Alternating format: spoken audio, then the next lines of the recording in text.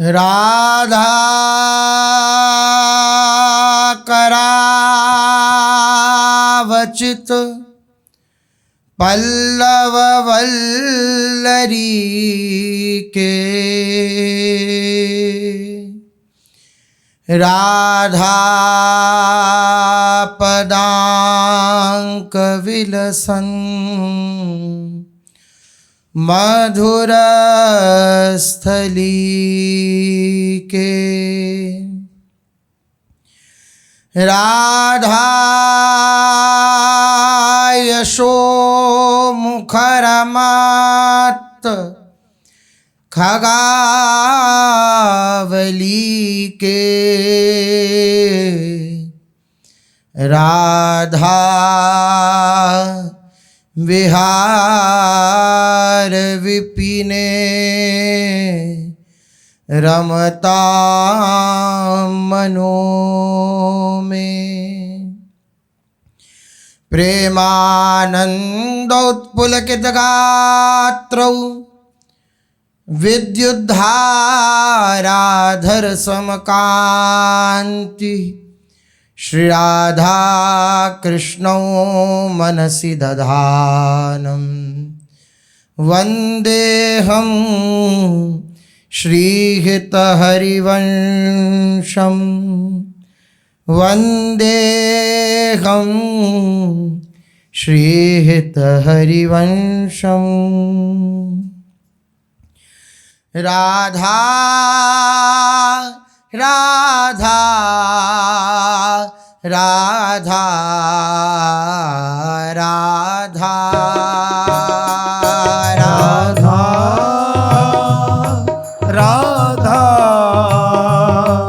Radha